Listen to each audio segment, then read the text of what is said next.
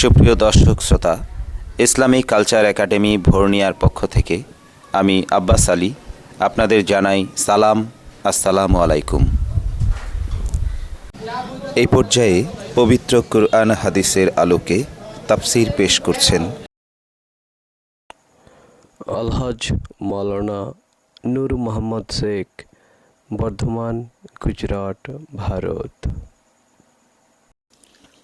মাহফিলটি 2014 সালের 21শে এপ্রিল তারিখে ঠাকুরগাঁও জেলাধীন রানীশঙ্কৈল ডিগ্রি কলেজ মাঠে অনুষ্ঠিত হয়েছিল। মাহফিলটির ভিডিও রেকর্ডিং ও এডিটিংয়ে Mohammad Abbas Ali, Islamic culture academy, Bhorniya, Ranisankail, Thakurgaon. Mobile 01713777480 এবং 01714228641।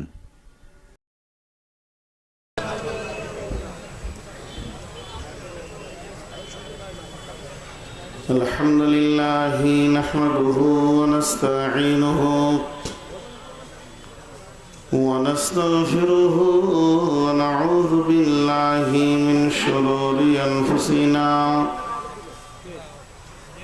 ونعوذ بالله من شرور أنفسنا ومن سيئات أعمالنا من يهده الله فلا مضل له ومن يضلله فلا هادي له وأشهد أن لا إله إلا الله وحده شريك له وأشهد أن محمدا عبده ورسوله الذي أرسله بالحق بصيرا ونذيرا وداعيا إلى الله بإذنه وسراجا منيرا. أما بعد فإن خير الحديث كتاب الله وخير الهدي هدي محمد صلى الله عليه وسلم وشر الأمور محدثاتها وكل محدثة بدعة وكل بدعة ضلالة وكل ضلالة في النار.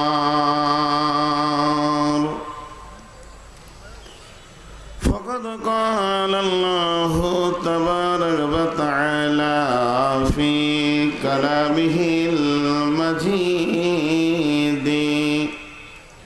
والفرقان الحميد. أعوذ بالله من الشيطان الرجيم. وأما من خاف مقام ربه ونهى النفس عن الهوى فإن الجنة هي المأوى. بسم الله الرحمن الرحيم. ولمن خاف مقام ربه جنتان. بسم الله الرحمن الرحيم. يا أيها الناس اعبدوا ربكم الذي خلقكم والذين من قبلكم لعلكم تتقون بسم الله الرحمن الرحيم يا أيها الذين آمنوا اتقوا الله وقولوا قولا سديدا يصلح لكم أعمالكم ويغفر لكم ذنوبكم ومن يطع الله ورسوله فقد فاز فوزا عظيما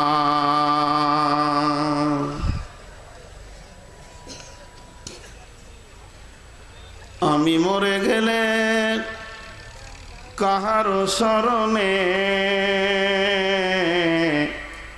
আমি কে আসিব আর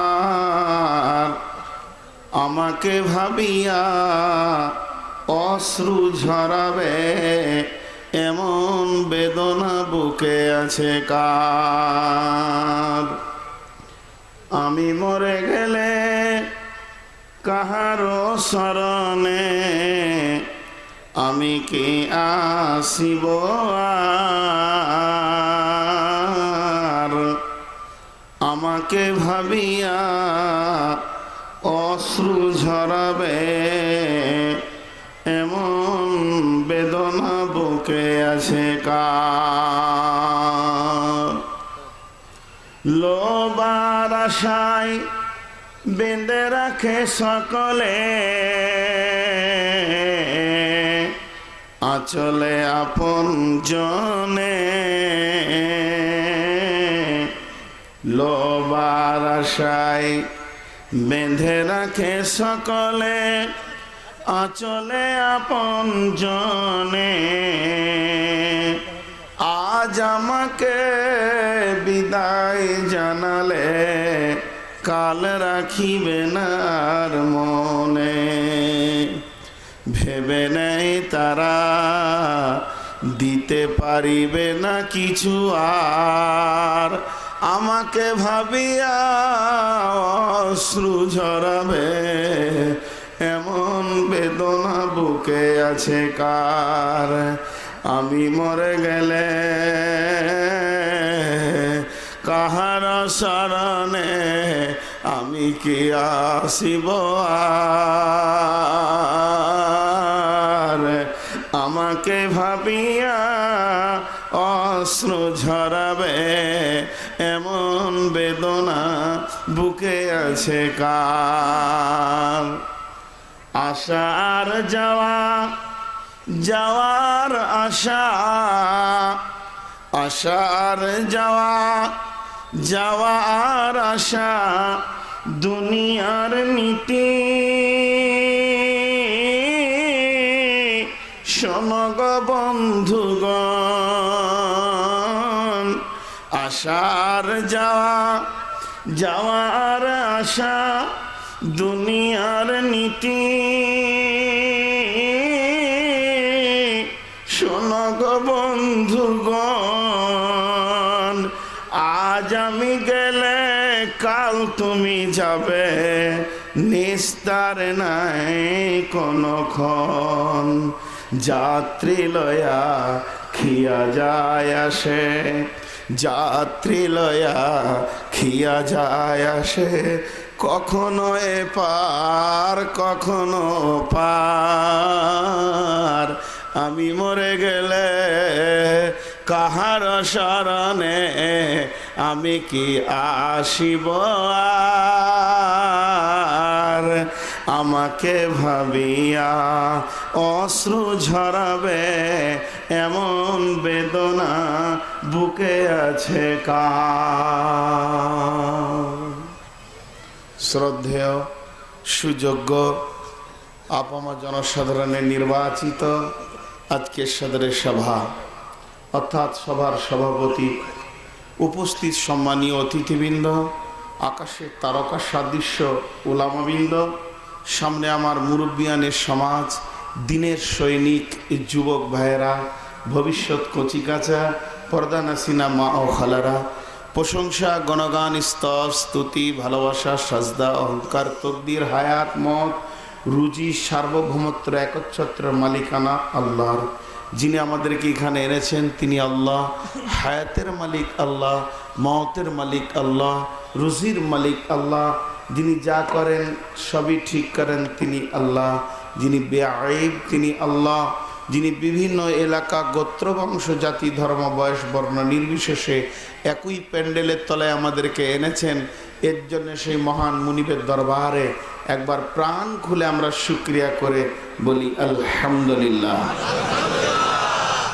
দরুদ ও সালাম বর্ষিত হোক শেরকারে কায়না, তাজদারে মাদানী, নবী কুল শিরোমণি, ইমামুল আম্বিয়া, মেহবুবে কিবরিয়া, ইমামুল হারামাইন শরীফাইন, নবী মক্কি, নবী মাদানী, নবী বাসির, নবী নাজির, আশরাফুল আম্বিয়া, সফিউল মুজলামিন, রহমতুল্লিল আলমিন, নবী আহম্মদ, নবী মোহাম্মদ রসুল্লাহ সাল্লাল্লাহু আলাইহি সাল্লামের উপর আল্লাহুম্মা আমিন, আল্লাহুম্মা সাল্লি আলাইহি, আল্লাহুম্মা বারিক আলাইহি। মুহতারাম মুকররম, আজকে আমি একটা ছোট্ট দুইটি শব্দের বিষয় ধরেছি। আগামী কালকের বিষয়টা শেষকালে বলবো, কি থাকবে না থাকবে। আজকের বিষয়বস্তু ধরেছি ভয়। কি বললাম? কার ভয়? মাশাআল্লাহ। তাহলে আপনারা তো আগে আগেই বুঝে ফেলেছেন, জলসা না করলেও হবে, করতে হবে না। ভয়টা হলো আল্লাহর ভয়। তো আল্লাহর ভয় এই সম্পর্কে কয়েকটি কথা বলবো।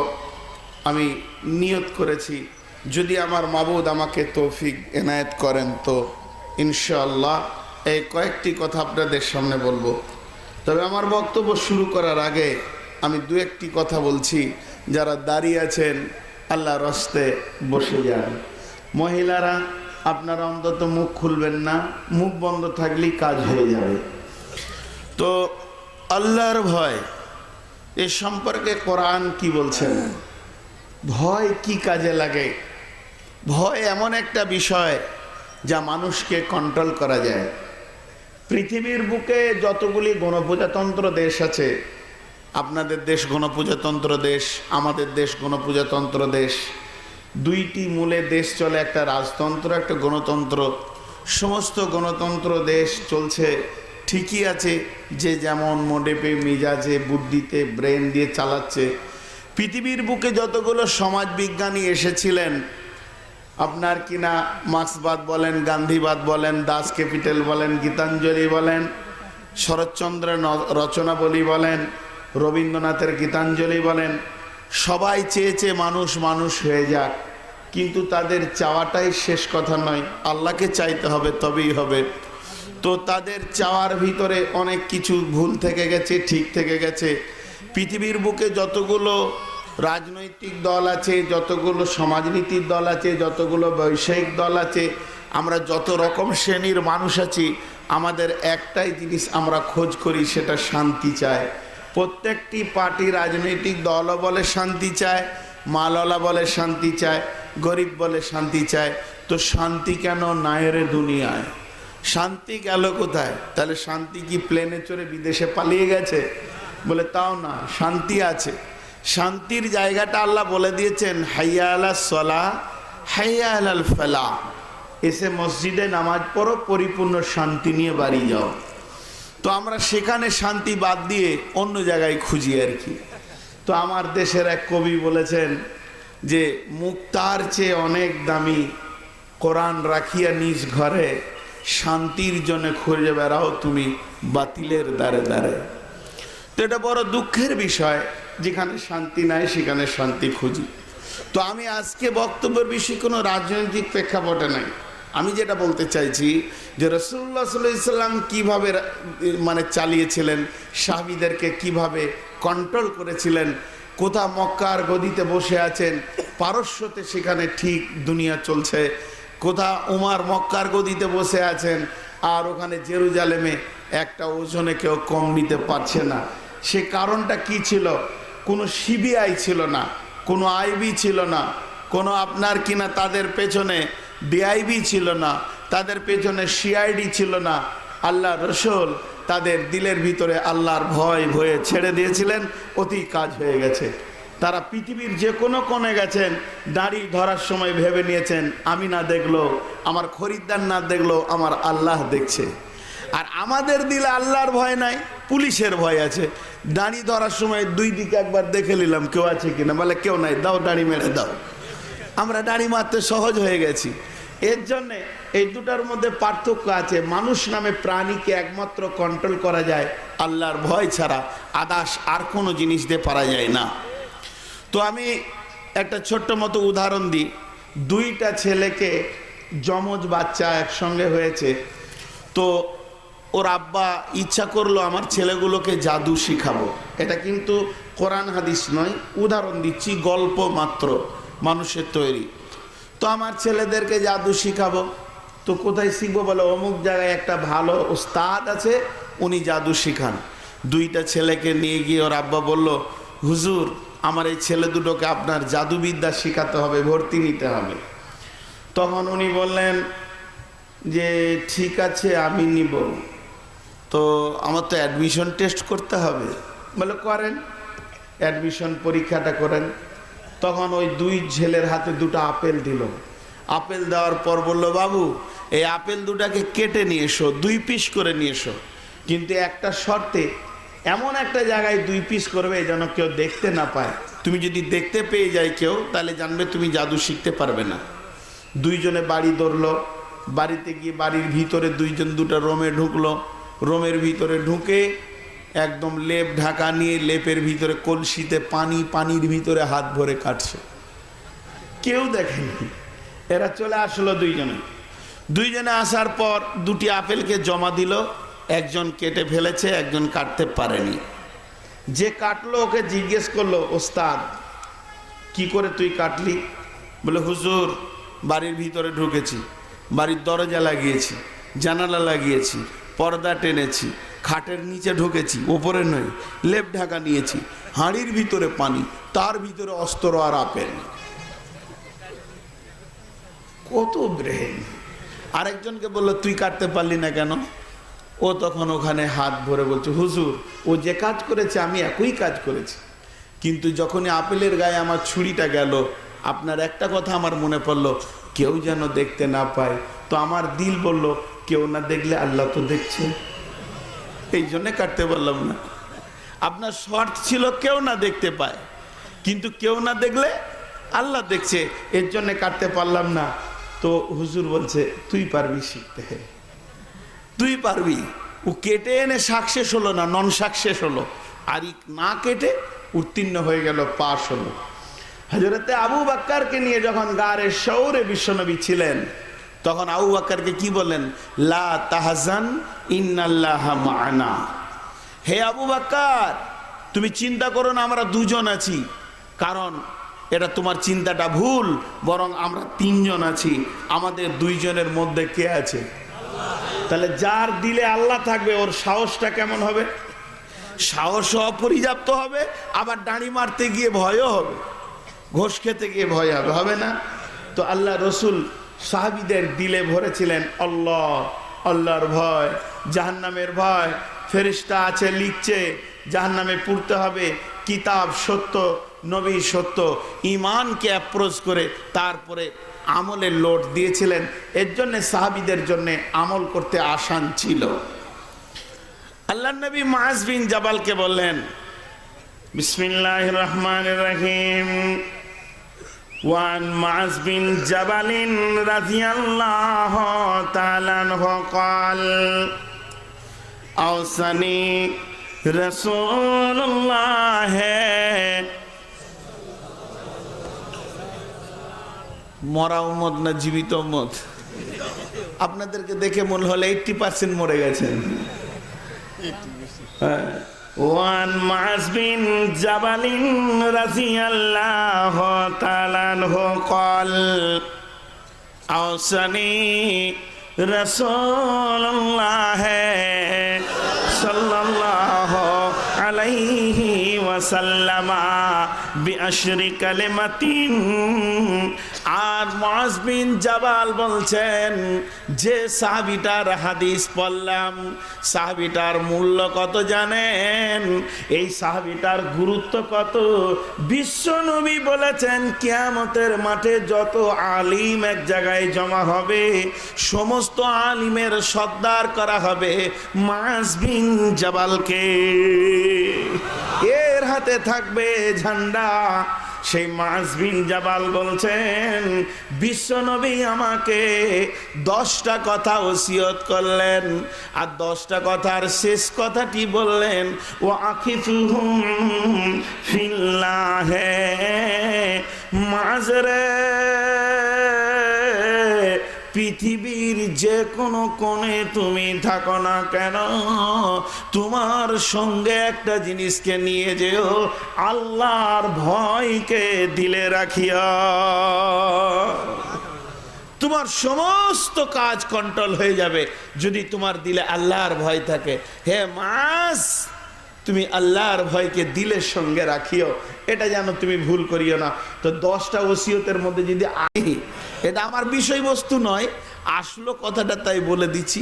আল্লাহর নবী বলছেন, ওয়ান ফিকালা আয়ালিকা মিনাত তাওলিক ওয়ালা তারফা আনহুম আসাকাল আদাবা। হে পুরুষের দল, তোমরা যেমনটি ইনকাম করবে, যত পরিমাণে তোমার ইনকাম বাড়বে, অত পরিমাণে তুমি তোমার আহলিয়ার পেছনে, সন্তানের পেছনে, বিবির পেছনে খরচা করবে। তুমি যেমন মালওয়ালা হবে, তোমার বিবিকে ওই স্ট্যাটাসে রাখবে। কিন্তু শুনে রাখো, ওয়ালা তারফানহুম আসাকাল আদাবা। মাঝরে আদবের লাঠিটা হাত ছাড়া করে দিও না, সকাল বিকাল 2 ডান্ডা করে লাগাবে। ঝামেলা শেষ। জি, এবার মারের অনেক ক্যাটালগ আছে। কোরআন বলছে ওয়াজরিবুহুন্না, দিয়েছি তোমরা মারিও, কিন্তু মারের অনেক ক্যাটালগ আছে, সেদিকটা আমি বলছি পরে। তো বিষয়বস্তুটা হচ্ছে যে আল্লাহর ভয়। মানুষের সঙ্গে যদি আল্লাহর ভয় থাকে, ও কোনোদিন চুরি করতে পারবে? জি বলে ঘোষ খেতে পারবে? বেঈমানি কথা বলতে পারবে? জবান দিয়ে মিথ্যা কথা বলবে? বলবে না, সব কন্ট্রোল হয়ে যাবে। তাহলে আপনাদের দেশ হলো কোনো পূজাতন্ত্র দেশ, আমার দেশও কোনো পূজাতন্ত্র দেশ। একটা মজার ম্যাজিক আপনাদেরকে দেখাই, ম্যাজিক শোনের মতো। আমাদের নেতারা বেঁচে আছেন না মারা গেছেন? বেঁচে আছেন। আমাদের দেশেও নেতারা সব বেঁচে আছেন, কেউ মরেননি। যারা মরেছে তারা নেতা নয়, এখন যারা আইনের ওপর আছে বেঁচে আছে। কিন্তু বলেন, আমাদের দেশে একটা আইন আছে, কেন্দ্র সরকার আইনটাকে বরাদ্দ করলেন, সেটা হচ্ছে ধূমপান নিষেধ। আমাদের ভারতবর্ষে বাসে, ট্রেনে, কোচে, অফিসে, আদালতে, হসপিটালে, থানাতে, যেখানেই হোক না কেন ধূমপান নিষেধ। আপনাদের দেশে এটা আছে কি? আপনাদের দেশে আইন না তো, খুব ভালো আইন। তো দেখেন, সরকার আইন করেছে ধূমপান নিষেধ, কিন্তু বন্ধ হয়েছে। যে জায়গাতেই লেখা আছে ধূমপান নিষেধ, থানার অফিসে ঢোকার আগেই লেখা আছে ধূমপান নিষেধ, পুলিশ মিয়া ওখানেই টানছে, আইনের নিচেই টানছে, আর ওর ধোঁয়াটা ওই সোজা করেই মারছে। এই ফু মানে কি? তোর আইনকে উড়িয়ে দিলাম। নেতা বেঁচে আছে, আইন ইন্তেকাল হয়ে গেল। ঠিক বললাম না ভুল? নেতা বেঁচে আছে আর আইন কি হয়ে গেল? ইন্তেকাল হয়ে গেল, আইনের দাফন জানাজা হয়ে গেল। কিন্তু একটিবার বলেন, আমি ভারতবর্ষের খবর দিচ্ছি, ভারতবর্ষে কয়েক লক্ষ মসজিদ রয়েছে, কিন্তু কোন মসজিদে লেখা নাই ধূমপান নিষেধ। আপনাদের বাংলাদেশে আছে কি? কোন মসজিদে লেখা আছে কি ধূমপান নিষেধ? লেখা নাই। কিন্তু যত বড়ই বিড়িখোর হোক না কেন, একবার ওর হাতটা ধরে যদি বলেন মিয়া মসজিদে চলেন, বিড়িকে ফেলবে, মুখ ধুবে, কুল্লি করবে, হাত পা ধুয়ে মসজিদে ঢুকবে, 5 ঘন্টা মসজিদে বসে রেখে দেন, ভুলবশত পকেটে হাত ভরবে না। ভরবে কি জোরে বলেন? তাহলে আইনটা কার? নবী মুহাম্মদ রাসূলুল্লাহ সাল্লাল্লাহু আলাইহি ওয়াসাল্লামের। তার মানে হলো, নেতা মারা গেছে কিন্তু আইন আজও জীবিত আছে। কেন আজকে আইনটা জীবিত রয়েছে, কারণ নেতাটা ছিলেন বড় চরিত্রবান। এই নেতাকে কেউ অসম্মান করতে পারবে না, না পারবে বিএনপি, না পারবে আওয়ামী লীগ, না পারবে জামাত। এখানে যতগুলি রাজনৈতিক দল থাকুক না কেন, যে কোনো শ্রেণীর মানুষ হোক না কেন, হিন্দু ব্যক্তিকেও ধরে যদি মসজিদে নিয়ে যান, বিড়িটা ফেলে দিয়ে সে ঢুকবে। সবারের দিলে কিন্তু নবী মুহাম্মদের মহব্বত আছে। যে কোনো রাজনৈতিক দল করুক না কেন, মসজিদে গেলে সে জুতো নিয়ে ঢুকবে না, জুতো খুলে ঢুকবে এবং বিড়ি ফেলে দিয়ে ঢুকবে। আর 10 ঘন্টাও থাকলে ভুলবশত সে বিড়ি ধরাবে না। কারণটা ছিল বিশ্বনবী যে মেহনতটা করেছিলেন মানুষের শক্তির ওপরে নয়, মানুষের চিন্তার ওপরে নয়, বরং সমস্ত আইনগুলো মানুষের দিলের ভিতরে তিনি বসিয়েছিলেন। আর সিবিআই, আইবি এগুলো বিশ্বনবী ব্যবহার করেননি, সিবিআই আইবির জায়গায় বসিয়ে দিয়েছিলেন যে এরা আমার সাহাবে, তোমরা কান করে শোনো। ওয়াকিফুহুম ফিল্লাহে, সব থেকে বড় সিআইডি হলেন আল্লাহ তাবারাক ওয়া তাআলা। তীক্ষ্ণ দৃষ্টিতে তোমার দিকে তাকিয়ে আছে। বিশ্বের সকলকে ফাঁকি দেওয়া সম্ভব, কিন্তু আল্লাহ রাব্বুল ইজ্জাতকে ফাঁকি দেওয়া সম্ভব হবে না। জি ভাই, কি সুন্দরভাবে তিনি মানুষকে মানুষের জায়গায় এনেছিলেন। জি ভাই, এখন যদি যে কোনো ভারত, বাংলাদেশ, পাকিস্তান বলছি, সারা বিশ্বের যে কোনো লোক যদি চিন্তা ভাবনা করে যে মানুষকে আমি কন্ট্রোল করে নিয়ে আমি গোটা দেশ পৃথিবী চালাবো, তো ইসলামের আইন মেনে নিলে চট করে সে পেরে যেতে পারবে। তার কারণ আল্লাহ তাবারাক ওয়া তাআলা কন্ট্রোল করার বুদ্ধিগুলো দিয়েছেন এর মধ্যে। তো আল্লাহ রসুল সর্বপ্রথম সাহাবীদের ভিতরে কি ভরেছিলেন? আল্লাহর। এবার শেষ করে দিই, আপনারা বিরক্ত হয়ে গেছেন তো সাউন্ড কমছে কেন? সর্বপ্রথম যেটা ভরেছিলেন সেটা কি? আল্লাহর ভয়। কত বড় কাজে লাগে। এবার একটা উদাহরণ দিব, উদাহরণ দিয়ে তারপর আমি আবার একটা আয়াত দিব আপনাদেরকে। উদাহরণটা হচ্ছে, পৃথিবীর বুকে যত গতিশীল গাড়ি আছে এবং গতিরোধক গাড়ি আছে, স্বল্প গতি হোক আর দ্রুত গতি হোক, সব গাড়ির যত কোটি টাকাই দাম হোক না কেন, একটা পার্টস আছে। ওই পার্টসটার নাম জানেন? ব্রেক। পার্টসটার নাম কি বললাম?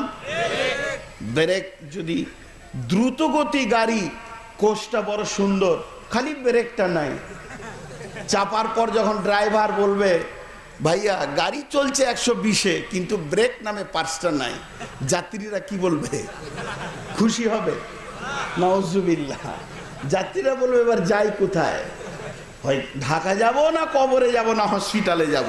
এর কোনো ব্যালেন্স নাই। আর রোডে যারা হাঁটবে তারাও চিন্তা করবে পাগলা দৌড়ছে কেন এত, হ্যাঁ? তো ভাই, ব্রেকহীন গাড়ির যেমন কোনো গ্যারেন্টি নাই, তেমনি যার জীবনে আল্লাহর ভয় নাই ও একটা ব্রেকহীন গাড়ি। ওর সমস্ত পাপ ওর কাছে খেলার মতো চলবে।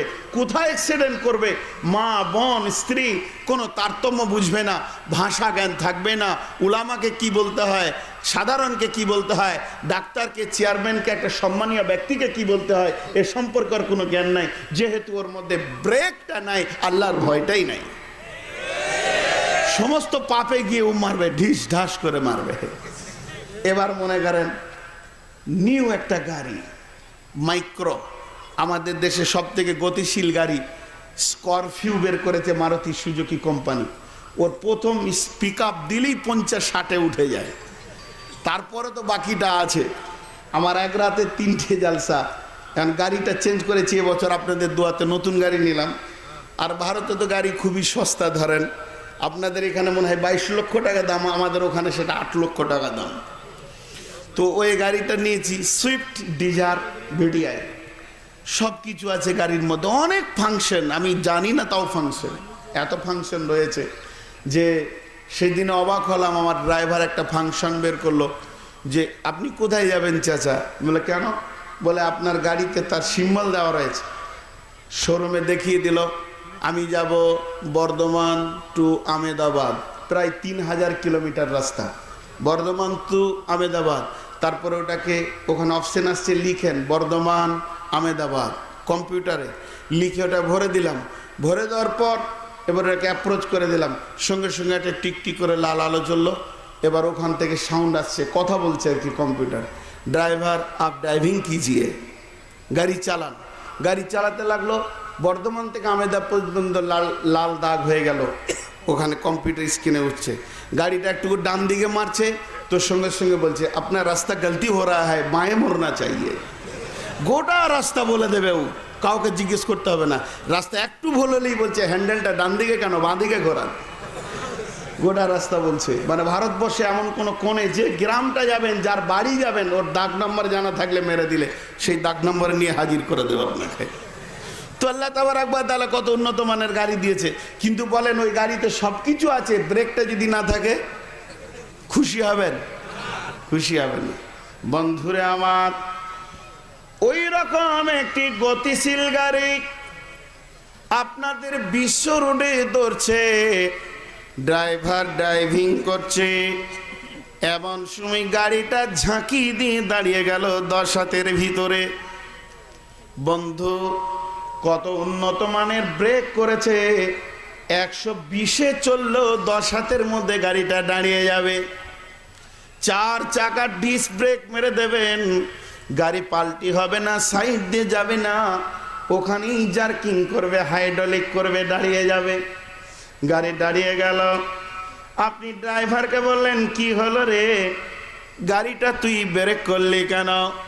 ড্রাইভার তখন বলছে স্যার, স্যার মানে সামনে একটা ছোট্ট বাচ্চা এসে গেছে, বাড়ির ভিতর থেকে ওর মা লাঠি ধরেছে, স্কুল যাবে না, রোডে মেরেছে তরু। এদিকে যে গাড়ি আসছে 120 গতিতেও জানে না। বাস, এবার আপনি ড্রাইভারকে জিজ্ঞেস করছেন তোর গাড়িটা কি বাচ্চাটার ওপরে চড়তে পারবে না? বলে পারবে। চড়বে মানে ওকে এমন করে ফুটিয়ে দেবে, ব্যাঙের মতো পুট করে উঠবে। তো চড়িয়ে দে। আপনি বলছেন চড়িয়ে দে। ড্রাইভার বলছে হুজুর, ওর ওপরে চড়ানো সহজ, ওকে ফুটিয়ে দেওয়াটাও সহজ, কিন্তু পরবর্তী আঞ্জাম সম্পর্কে আপনার কানে কোনো খবর আছে কি? যখনই ছেলেটা অ্যাক্সিডেন্ট হবে, মারা যাবে, এরপরে ঘটনাটা কি ঘটবে আপনি জানেন কি? পাবলিক আসবে, যুবক আসবে, গাড়ি ভাঙবে, আমাকেও ভাঙবে, হাত পা মারবে, মেরে আমাকে গাড়ির ওপরে চড়িয়ে আগুন দিয়ে 2 জনকে একই সঙ্গে পোড়াবে। পাবলিক কিছুই বুঝবে না, তার জন্য আমি অ্যাক্সিডেন্ট করছি না। তার মানে হচ্ছে ওই পাবলিকের মারের ভয় ড্রাইভারের কাছে থাকার কারণে ব্রেক নামে পারছে এমন দাবেছে, এমন জোরে মেরেছে যে সামনে বাচ্চাটার ওপরে গাড়িটা চড়ল না, গাড়িটা সম্পূর্ণ দাঁড়িয়ে গেল। এটা আমি একটা উদাহরণ দিলাম। এরপরে উদাহরণটা অ্যাপ্রোচ করে দিয়ে আমরা আমাদের জীবন গাড়ি নিয়ে বিশ্ব রোড বলতে পৃথিবীর বুকে দৌড়তে রয়েছে। আমরা যাওয়ার লক্ষ্যবস্তু করেছি জান্নাতে যাব, কিন্তু বন্ধুরে সামনে জুয়া চলে আসবে, কখনো মদের বোতল আসবে, কখনো বেশ্যারান্ডি আসবে। তোর যার দিলে আল্লাহর ভয় আছে, সঙ্গে সঙ্গে সে নিজের নাফস নামে গাড়িটাকে ব্রেক করে দাঁড়ি করিয়ে দেবে। তবে তুই কেন মদের বোতল ধরতে পারবি না? বলে হুজুর এটা তো কোনো ব্যাপারই নাই, ধরবো, ঢক ঢক করে খেয়ে নেব। পরবর্তী আঞ্জাম সম্পর্কে কিছু জানেন কে? আমার আল্লাহ কোরআনে বলেছেন, ইয়া আইয়ুহাল্লাযীনা আমানু আনফুসাকুম ওয়া আহলিকুম নারা আলাইহা মালাইকাতুন। পানি দেন, এটা চেঞ্জ করেন, পোকা ঢুকে গেছে জানেন।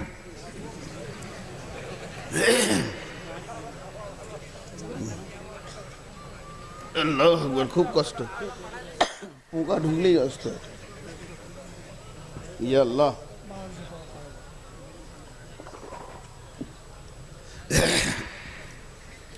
বিসমিল্লাহির রহমানির রহিম।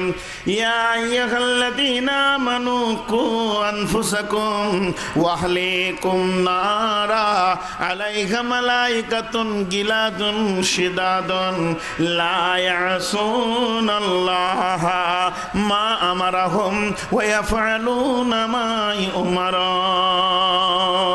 হে ইমানদাররা, তোমরা তোমাদের নাফসকে এবং তোমরা তোমাদের আহালকে আল্লাহর জাহান্নাম থেকে বাঁচাও, যেহেতু সেখানে এমন ফেরেশতা রয়েছে যারা কঠিন, নির্দয়, নির্বোধ, তারা কিছু বুঝে না। তারা এমন মারপিট শুরু করবে তোমাকে, তোমার বডিকে, তোমার আত্মাকে জাহান্নামের আগুনে যুগ যুগ ধরে জ্বালাবে। এই ভয় যদি কোনো মানুষের দিলে ঢুকে যায়, ওই লোকটি কোনোদিন নিজের জীবনকে গুনার উপরে চাপাতে পারবে না। কি বলেন? ঠিক না ভুল? জোরে বলেন। এত লেটে কেন? তো ভাইয়া, আমি যে কথা আপনাদেরকে বলতে চাইছি, সম্পূর্ণ আজকে বক্তব্যের বিষয়টা হচ্ছে আল্লাহর ভয়কে দিলে ভরতে হবে। আল্লাহর ভয়। আচ্ছা, এখন যদি আমি একটা জালসা শুরু করি, কিচ্ছু বলবো না, ডান দিকে বাঁ দিকে কোনো কথা, শুধু একটাই কথা বলবো। কি হলো? বিদ্যুৎ চলে গেল না? জি ভাই, আর বিদ্যুৎ না গেলে আমরা রেস্ট পাবো কি করে? মাঝে মাঝে বিরতি তো দরকার। কি বলেন ভাই? কথা বলিয়েন না।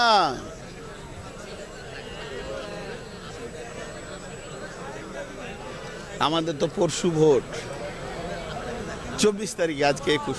আর একটু আঁধার হলে ভালো হতো, এদের যেতে কষ্ট হচ্ছে। আলোটা এত তাড়াতাড়ি দেয়। এ বিচারের অনেকক্ষণ থেকে চেষ্টা করছিল যে কখন যাব, একটু আঁধার হলে পালাবো। তা আমি কি কাউকে জবরদস্তি রেখেছি নাকি? খুব বেশি ভয় হলে পালিয়ে যায় মানুষ। তো আমি কার ভয়ের কথা বলছি? তুমি আমাকে ভয় করো। ওই মিয়া, এইবার তুমি আমাকে ভয় করো, বসো। খুব হলো। আমি খুব ভালোবাসি না জানো, এই পেরেকটেরগুলোকে দিয়েছো জামাগুলো ছেঁড়ার জন্য। বিরক্ত করবো, বারবার লাগছে পেরেকট। হালকা, আমি আবার কোরআনটা নিব তো, বাস। তো কি বললাম? আল্লাহর ভয়। তো ও গাড়িটা চড়ালো না মারের ভয়ে। যার দিলে আল্লাহর ভয় থাকবে, ওর চলার জীবনের সামনে যদি কোনো গুনাহ আসে, ও নিজের জীবনকে রূপবে ওইভাবে। তো আল্লাহর ভয়ে কি লাভ হয়? গোটা বডিতে যত পার্টস আছে, সব থেকে বেশি গুনাহ কে করে? জীব। জীব কতগুলো গুনাহ করে জানেন? আল্লাহু আকবার। মানুষের শরমগা, ইজ্জতের জায়গা, পুল্লিঙ্গ বলেন চাই স্ত্রীলিঙ্গ বলেন, এটা দিয়ে যদি কেউ গুনাহ করার চেষ্টা করে, খুব সর্বোচ্চ একটা গুনাহ করবে, তার নাম হচ্ছে ব্যভিচার। দ্বিতীয় কোনো গুনাহ করতে পারবে না। হাত দিয়ে এক দুটা করবে, চুরি করবে, কাউকে মারবে, কারো বিরুদ্ধে লিখবে, এর থেকে বেশি পারবে না, 2-4টা। কিন্তু জিভ দিয়ে গুনাহ হয় 163-র ওপরে। 163-র ওপরে। জিভ এত বাজে জিনিস। তাই জিভের কথাটা খানিক বলি। আল্লাহর ভয়ের ব্যাপারে জিভের কথাটা কেন আসলো? যেহেতু কোরআন থেকে আছে। এটা কি আছে? জিভ অনেক গুনাহ করে। মিথ্যা কথা বলে, গীবত করে, গান করে, মিথ্যা সাক্ষী দেয়, কাউকে গালি দেয়, কটু কথা বলে, গীবত করে, এইভাবে জিভ দিয়ে হারাম খায়। জিভ হলো নরম জিনিস, অথচ জিভ দিয়ে অত গুনাহ মানুষ করে। শেখ সাদি রহমতুল্লাহ আলাইহি জিবের ব্যাপারে একটি কথা বলেছেন, বানামে জাহাদার জাফরে হাকিমে সুকুন্দার জাবাফরে। ওরে পৃথিবীর মানুষ রে, ভেবে দেখো তোমার বডি যত জায়গায় আছে সব জায়গায় হাড়ের ফার্নিচার আছে। ছোট ছোট আঙ্গুলগুলোর ভিতরেও আল্লাহ ফোল্ডিং করে করে হাড় দিয়েছে। শেষকালে একটু নখ দিয়ে এটাকেও মজবুত করে দিয়েছে। অতএব জীবের ভিতরে কোনো হাড্ডি নাই, জীব বড় নরম মাংস দিয়ে তৈরি হয়েছে। কেন? কালান সাদেদা, তুমি নরম জীব দিয়ে পৃথিবীর মানুষকে নরম নরম কথা বলবে, সত্য কথা বলবে। খবরদার মিথ্যার আশ্রয় গ্রহণ করিও না। গুনার মা হলো মিথ্যা। যে লোকটা মিথ্যা ছাড়তে পারবে ওই লোকটা পৃথিবীর সব গুনাহ ছেড়ে দিতে পারবে। আর যার ভিতরে মিথ্যা নামে গুনাহ ঢুকে যাবে ও পৃথিবীর সব গুনাহ করতে পারবে। এর জন্য শেখ সাদি বলছে জীবকে বড় কন্ট্রোল করে চলো। এটা দার্শনিকের কথা, 1 মিনিট আপনাদেরকে শুনিয়ে দিই। একজন দার্শনিক বলছে জীব কোথা বাস করে? মুখের ভিতরে। তো জীবের প্রতিবেশী নরম না শক্ত? শুধু শক্ত নয়, খুব ধারালো। জীবের প্রতিবেশী খুব ধারালো, কিন্তু বড় চালাক। এতগুলো মজবুত ধারালো দুশ্মনের ভিতরে একাই নরম মানুষ বাস করে, করে না? তো ওর ব্যবহার খুব ভদ্র। জীবের ব্যবহারটা এত ভদ্র যে এরা 32 জন ওকে রেসপেক্ট করে, সম্মান করে। কিন্তু একটু যদি বাড়াবাড়ি করে তোকে এমন পিষবে, পিষবে কি পিষবে না? কিন্তু তা করে না। জীবের ব্যবহার অত্যন্ত নরম, অত্যন্ত কোমল, অত্যন্ত ভদ্র হওয়ার কারণে এতগুলো দুশ্মনের ভিতরে বাস করার পরেও তার দুশ্মনরা কি করে জানেন? শক্ত জিনিসগুলোকে পিড়ে রস কে বের করে? পেয়ারা, আম, জাম, যত ফল আছে পৃথিবীতে, আখ, কুসুর, এর রসটাকে পিড়ে কে বের করে? আর খায় কে? দাঁত কোনো মজা পায়? মজা পায় না, ও পিড়ে দেয়। মজাটা লুটে তো জীব। তো একজন দার্শনিক বলছে তোমার জীব যদি কন্ট্রোল থাকে, তুমি যে পাড়াতে বাস করছো প্রতিবেশী যদি তোমার দুশ্মনও হয়, তো ইনশাল্লাহ তোমার বাড়িতে কিছু গোশ আসবে পেয়ালাতে, অসুবিধা হবে না। শুধু জীবটা কন্ট্রোল রাখতে পারলে। তোমার জীব, ভাষা, ব্যবহার যদি ঠিক হয়, চোর ডাকাতের মাঝেও বাস করলে তারা সকালে উঠে বলবে আমাদের হুজুর খুব ভালো লোক, সারা রাত চুরি করে নিয়ে এসে সকালবেলায় মুরগা খাওয়াবে। বুঝতে পারছেন কিনা? তো ভাইয়া, আমি যে কথা বলতে চাইছি, এবার আল্লাহ কি বলছেন? বিসমিল্লাহির রহমানির রহিম। ইয়া আইয়ুহাল্লাযীনা আমানুত্তাকুল্লাহা, ইয়া আইয়ুহাল্লাযীনা আমানুত্তাকুল্লাহা। আমি একদম সুন্দর করে ট্রেস দিয়ে দিয়ে বোঝানোর চেষ্টা করছি। আল্লাহ সূরা আহজাবে বলছেন, হে আমার ঈমানদারেরা, আল্লাহকে ভয় করো, আল্লাহকে ভয় করো। আর আল্লাহকে ভয় করার প্রথম সিরিয়াল প্রতীক চিহ্ন হলো ওয়াকুলু কাওলান সাদীদা। পৃথিবীর বুকে সত্য কথা বলো, নরম কথা বলো। আল্লাহর ভয় ওই লোকটির দিলে আছে যে লোকটি জীবনে মিথ্যা কথা বলে না।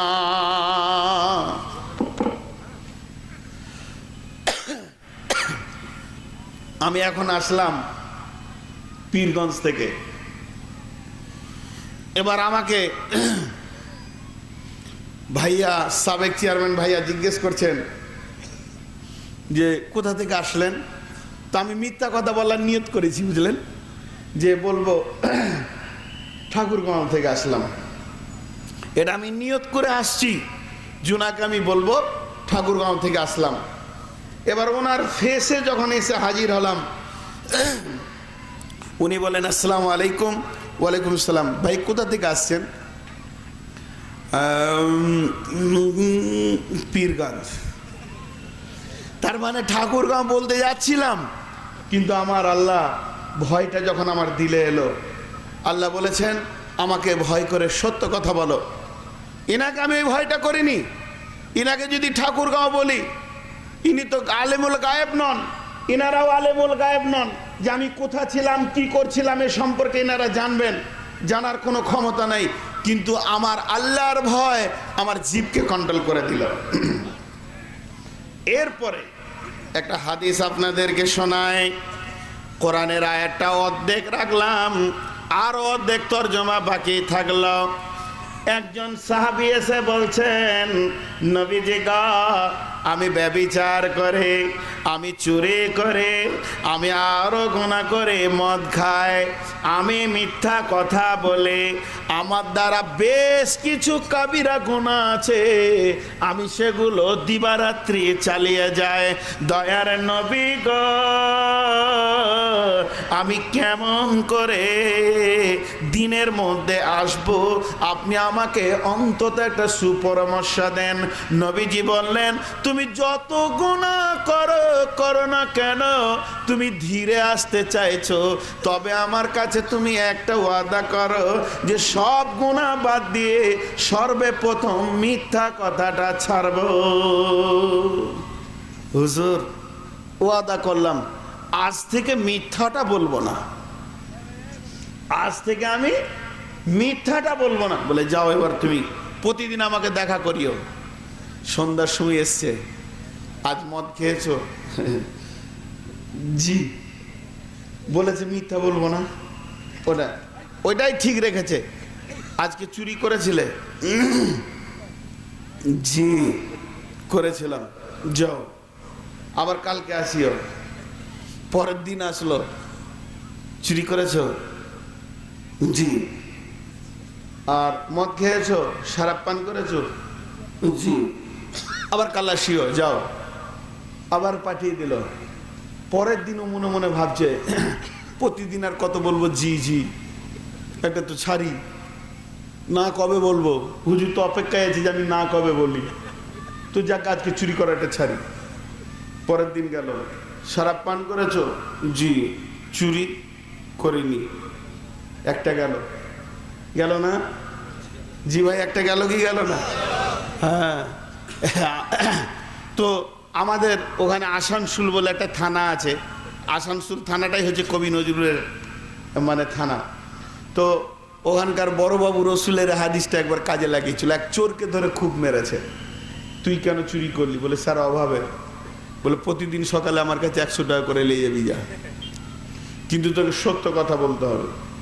প্রতিদিন সকালে 100 টাকা নিতে আসে, 3 দিন পর 4 দিনের দিন আর যায়নি। আসলি না কেন রে? স্যার কত আর আপনার টাকা খাবো, আপনার টাকা আর কত খাবো? কি করবি? খাবি না তো তুই তো কিছুই করবি না। স্যার যা বলবেন তাই করব। তো চুরি করগা? না স্যার, চুরি আর করবো না, ও তো নোংরা জিনিস, কি করবি বল? শেষকালে বড়বাবু, এরকম হওয়া উচিত। কিছু কিছু মানুষ আছেন, অনেক পুলিশ নোংরা নয়, একটা হাঁড়ি কিনে দিয়েছে, হাঁড়ি কিনে কিছু মটর দিয়ে বলছে ঘুগনি করে তুই বাজারে বাজারে বেচে যা। আজকে সে একটা বড় মিষ্টির দোকান করেছে। তো চরিত্রটাই চেঞ্জ হয়ে গেল। তো বিশ্বনবী বললেন মিথ্যা কথা ছাড়ো। এবার আসেন, এই যে লাইটগুলি জ্বলছে, এর একটা আপনার কিনা হ্যান্ডেল আছে, যেটাকে জাম্পার বলা হয়, হ্যান্ডেল বলা হয়, মেন সুইচ বলা হয়। যে যা শব্দে ব্যবহার করে ওইটাকে নামিয়ে দিলে সব আলো নেমে যাবে। আমার আল্লাহ বলছেন পৃথিবীর সমস্ত গুনার মেন সুইচ হলো মিথ্যা কথা বলা। যে লোকটা মিথ্যা বলবে ওর সমস্ত গুনাহ রেডি হয়ে থাকবে, আর যে লোকটা সত্য বলবে সমস্ত গুনাহ আস্তে আস্তে তার কাছ থেকে বিদায় নেবে। বন্ধুরে, তাই আমার আল্লাহ বলছেন কল কাওলান সাদিদা, ইমানদার লোক আমাকে ভয় কর আর সত্য কথা বল। যখন সত্য কথা বলবি লাভ কি হবে শুনেলে, ইসলিহ লাকুম আমালাকুম, তোর হাত পায়ের আমলগুলো সব সহি হয়ে যাবে, একটা অসহি আমল তোর দ্বারা হবে না।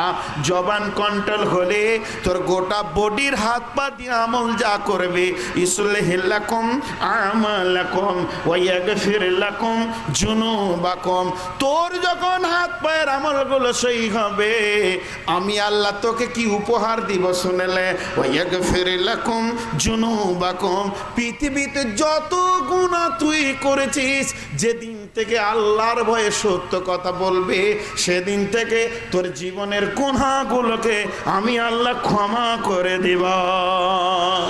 ওয়া ইয়াগফির লাকুম যুনুবাকুম ওয়া মান ইউতিল্লাহ ওয়া রাসূলাহু, এবং আল্লাহ এবং রাসূলের ইতাআত ধরেলে ফাকাদ ফাজা ফাওজান আযীমা, এটাই হবে তোর জন্য সব থেকে বড় নিষ্কৃতির পরওয়ানা। তো মিথ্যা কথা মানুষকে অত্যন্ত নিচে নামিয়ে দেয় আর সত্য কথা উপরে তুলে দেয়। তো মিথ্যা কথা কন্ট্রোল কি করে হবে, যখন আল্লাহর ভয় দিলে থাকবে। কার ভয় বললাম? আল্লাহর ভয়। তো আমাদের দিলে আল্লাহর ভয় আছে তো? কার নাই হাত তুলেন, মানে হাত উঠেছে, এদের আল্লাহর ভয় নেই। কত সাহসী! হ্যাঁ, আসলে এটা ঝুঁকে উঠেছে না জি। আল্লাহর ভয় আমাদের সবারই দিলে আছে, কিন্তু এটাও আবার চিটিংবাজি চলছে। চিটিংবাজি চলছে মানে দ্বিতীয় আয়াতে এবার আপনাদেরকে শোনাই। আল্লাহর ভয় থাকলে লাভ কি হবে, লাভগুলো যখন একটা একটা করে বলতে লাগবো তখন ভালো লাগবে। আচ্ছা, মাঝে একবার জিজ্ঞেস করি, বিরক্ত লাগছে? কমিটির তরফ থেকে আমার কাছে খবর এসছে যে মহিলাদের কিছু বায়ান করতে হয়, তো আগামীকাল শুধু মহিলাদেরই বায়ান চালাবো নিয়ত করেছি। জি হ্যাঁ, কালকে শুধু মহিলাদের চলবে। তো মহিলারা কালকে বেশি বেশি করে আসবে, আপনারা একটু বাড়ি ঘরগুলো পাহারা দেবেন না, আপনারাও আসবেন, কারণ এক ধার তো বললে হবে না। তো আজকে আল্লাহর ভয়টা আপনাদের সামনে বলে নি। তো আল্লাহর ভয় একটা উদাহরণ দিই। এখানে একটা টমেটোর ভুঁই আছে, জমি আছে, আমি টমেটো চুরি করতে ঢুকেছি, জমিটা কিন্তু আমার এই ভাইয়ার। তো আমি লোককে বলছি যে আমাকে খুব ভয় লাগে, ওনাকে খুব ভয় লাগে। উনি আসছেন জমির দিকে, তারপরেও চুরি করছি আর মুখে বলছি ভয় লাগে। এর নাম ভয়? এর নাম দুষ্টমি। আর আমি মুখে বললাম না, একটাও কথা বললাম না। টমেটোর ভুঁয়ে একটা টমেটোর ছিঁড়তে গেছি আর ওনাকে দেখে নিয়েছি যে দরজাটা খুলছে, আসছে এটা নয়, এমনি দরজা খুলছে, মারলাম দৌড়, জমি থেকে উঠি। তো এটা থেকে প্রমাণ কি হলো, আমার দিলে ভয় আছে। তো আমার বক্তব্যের বিষয় হচ্ছে মুখে বলতে হবে না। কিছু লোক আছে, আমরা জালসা করি তো পাশে রোমে দেখা করবে, দিয়ে বলবে হুজুর আমার জানে খুব আল্লাহর ভয়, কি যে কিয়ামতে হবে খুব ভয় লাগে। আজান হচ্ছে মিয়া মসজিদ যায় না, পাকা চিটার, পাকা চিটিংবাজি করছে আল্লাহর সঙ্গে। আজান হওয়ার সঙ্গে সঙ্গে যে মসজিদ পানে দৌড়লো, তো আপনাকে জেনে নিতে হবে এর দিলে আল্লাহর ভয় আছে। এবার আল্লাহ কি বলেন, বিসমিল্লাহির রহমানির রহিম। মোহাব্বতের সঙ্গে সকলে একবার জোরে বলে বিসমিল্লাহির রহমানির রহিম। আমার আল্লাহ বলেন ওয়াম্মা মান খাফা মাকামা রাব্বিহি ওয়া নাহান নাফসা আনিল হাওয়া ফাইন্নাল জান্নাতা হিয়াল মাওয়া। জোরে বলেন বলেন আলহামদুলিল্লাহ। বিরাট বড় সুসংবাদ রয়েছেন আল্লাহর তরফ দিয়ে থেকে। বন্ধুরে আবার সুন্দর করে একবার শুনেলেন, ওয়া আম্মা মান খাফা মাকামা রাব্বিহি, আমার আল্লাহ বলছেন যে লোকটার দিলে আমার সামনে দাঁড়িয়ে হিসাব দিতে হবে এই ভয়তে ঢুকে গেল, যে লোকটির সামনে, যে লোকটির দিলে আমার সামনে দাঁড়িয়ে হিসাব দিতে হবে এই ভয়তে ঢুকে গেল, আর লোকটি করল কি, ওয়া নাহান নাফসা আনিল হাওয়া, নিজের অন্তাকে, নিজের মনকে গুনাহ থেকে রুখে দিল।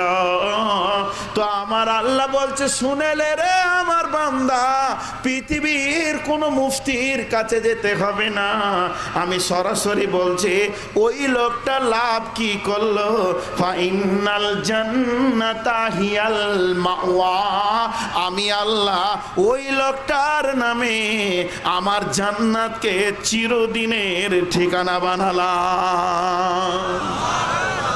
হ্যাঁ? কত সহজ।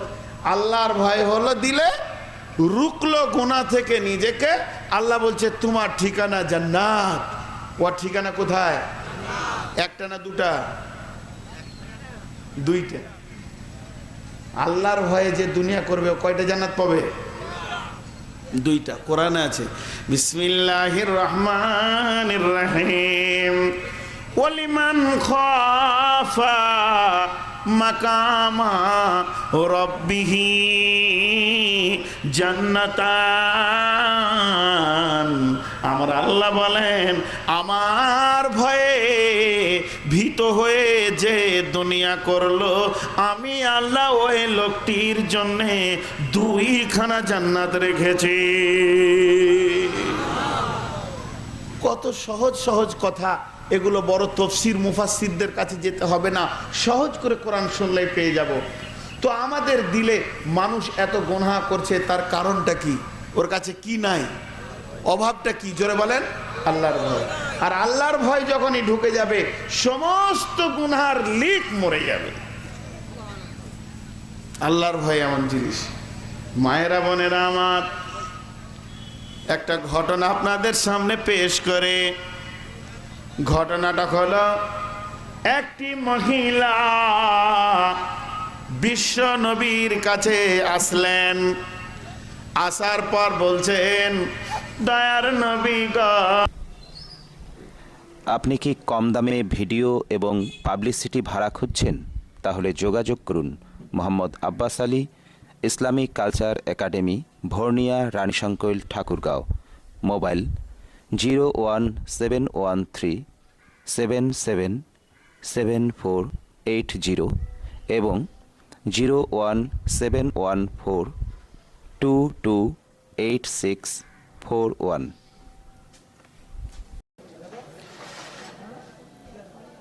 বাংলাদেশ এবং দেশের বাইরের সুনামধন্য আলেম ওলামাদের ভিডিও অডিও পেতে যোগাযোগ করুন Mohammad Abbas Ali, Islamic culture academy, Bhorniya, Ranisankail, Thakurgaon.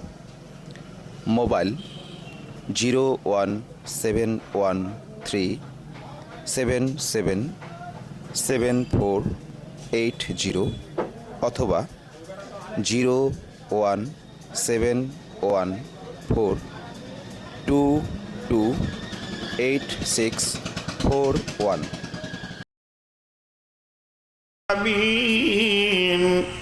আমি গুনাহ করেছি, আমার দ্বারা স্লিপ হয়ে গেছে, যার দরুন তার রিজাল আমার পেটে চলে এসেছে। আমি এখন অন্তঃসত্ত্বা, দয়ার নবী আপনি আমাকে পবিত্র করে দেন। দয়ার নবী গো, আমার গুনাহ থেকে আমি কেমন করে পাক হতে পারব? এতগুলি লোক বসে আছেন, আমি যদি আপনাদেরকে একটা সংবাদ দিই, সংবাদটা কি? যে 10 জন লোক তালোয়ার নিয়ে ভুজালিয়ার পিস্তল নিয়ে দাঁড়িয়ে আছে এই রাস্তাতে গোবরের মাঠে। যে যাবে ওকে পিস পিস করবে, এটাই ওদের কাজ। কে যাবেন হাত তুলেন। বুঝে নিয়েছে কেউ যাবে না। আরে ভাই ওরা পিস করবে, কেউ যাবে? মওতের দিকে কেউ যায়? জি ভাই জোরে বলেন, কেউ যায়? কিন্তু যাবে কে? যারা আল্লাহর ভয় আছে আর যারা আল্লাহর জান্নাতের আশা আছে ও যাবে। ও কাউকে তক্কা করে না, কারণ আমি শহীদ হলে জান্নাত পাবো, আল্লাহর ভয়ে মরলে আমি জান্নাত পাবো। তো আল্লাহর ভয়ে আবার মওতের দিকে কেউ যায়, এই হাদিসটা থেকে পেয়ে যাবেন, এটা বুখারীর হাদিস। মেয়েটি জানছে ইসলামে ব্যভিচারের শাস্তিকে। জোরে বলেন। একজন বিধবা বিয়ে হওয়া মেয়ে যদি ব্যভিচার করে তার শাস্তিকে, তার শাস্তি হলো তাকে পাথর ছুঁড়ে রজম করা হবে। মেয়েটি জানছে আমার গুনার ব্যাপারে পৃথিবীর কেউ জানে না, আমি যদি নবীকে গোপন করি তো নবীও জানবে না, আল্লাহ জানে, কোন সিবিআই আইবিও বুঝবে না, অতএব এ গুনার খবর না দিলেই তো চলে। তারপরও মেয়েটি জানছে যদি আমি নবীজিকে গুনার খবরটা দিই, আল্লাহর নবী কোরআনের ফয়সালা করবে, আমাকে পাথর ছুঁড়ে মারা হবে, এই মতটা কঠিন মত। তারপরও মেয়েটি গিয়ে বলছেন ইয়া রাসূলুল্লাহ, আমি গুনাহ করেছি, আমাকে পাক করে দেন। বিশ্বনবী বললেন গুনাহ করেছ তুমি, শাস্তির যোগ্য হচ্ছ তুমি, তোমাকে সাজা দেওয়া যাবে, তোমার গুনহার ব্যাপারে তোমাকে আমি সাজা দিতে পারে, কিন্তু একটা গুনাই দুইজনকে কেমন করে সাজা দিব? কারণ তোমার পেটে যেটা এসেছে এ তো কোনো গুনাহ করেনি, এই নিষ্পাপটাকে শাস্তি দেওয়া আমি নবী মুহাম্মদ পারবো না, অতএব ওকে পৃথিবীতে আসতে দাও, তারপরে তোমার সাজা তুমি পেয়ে যাবে। এরপরে বাচ্চাটা হলো, মেয়েটা 9 মাস 10 দিন সময় পেয়ে গেল, দেশান্তর হয়ে যেতে পারত, পালিয়ে যেতে পারত। তারপরও শয্যাজাত শিশুটাকে নিয়ে বিশ্ব নবীর দরবারে বলছেন নবীজি গো, এটা আমার পাপের ফল, এরপরে আপনি আমাকে সাজা দেন। নবীজি দেখছেন কচি জানে না বুঝে না, মায়ের মতো নিয়ামত তার দুনিয়া থেকে চলে যাবে, এর তো কোনো জ্ঞান নাই। তবে পৃথিবীর বিকল্প খাবার হলো মায়ের দুধ, এটাকে যদি শেষ করে দেওয়া হয় ছেলেটা জীবনে মায়ের মোটা পাবে না, এটা তো কোনোদিন হতে পারে না। তো আল্লাহর নবী বললেন ওরে আল্লাহর বান্দি রে, তুমি 2.5 বছর ধরে সন্তানটাকে দুধ পান করিয়ে নাও, তারপরে তুমি আসবে। তাহলে মেয়েটা আবার 2.5 বছরের টাইম পেয়ে গেল। প্রথম পেল 9 মাস, তারপরে পেল 2.5 বছর। এরপরে তো মেয়েটা লুকিয়ে যেতে পারত, পালিয়ে যেতে পারত, কোনো সিবিআই ছিল না, কোনো আইবি ছিল না। তারপরে যখন ছেলেটা রুটি খেতে ধরলো, ছেলেটার হাতে একটা রুটি দিয়ে কোলে করে নিয়ে বিশ্ব নবীর কাছে এসে মেয়েটি হাজির, ইয়া রাসূলুল্লাহ, আমাকে এবার আপনি পাক করে দেন।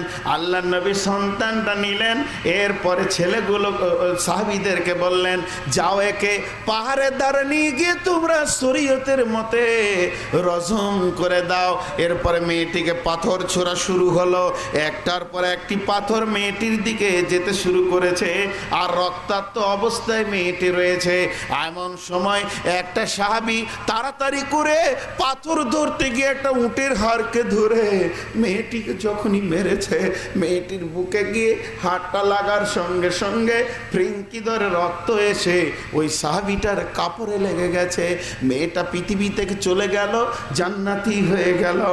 এরপরে ওই কাপড়টাকে এরকম করে ধরে সাহাবীটা রসুলের কাছে এসে বলছেন, ইয়া রাসূলুল্লাহ ও রাহমাতুল লিল আলামিন, নাক সিটকিয়ে ঘৃণার সঙ্গে বলছে, ওই বদমাস নাপাক মহিলাটার রক্ত নবীজি গা আমার কাপড়ে লেগে গেছে।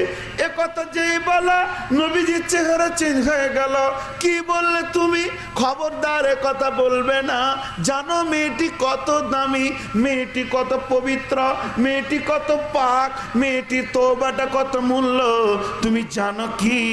ওর দিলে কি যা ছিল এটা তুমি জানো কি?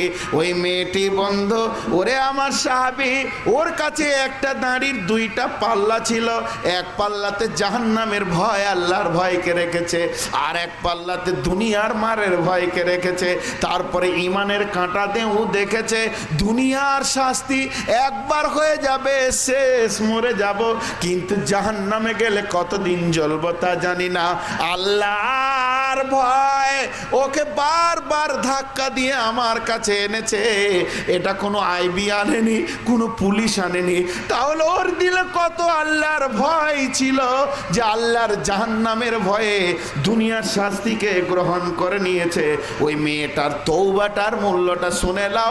আজকে যদি ওর তওবাটা গোটা হিজাজবাসীকে বন্টন করে দেয়া হয়, একই সঙ্গে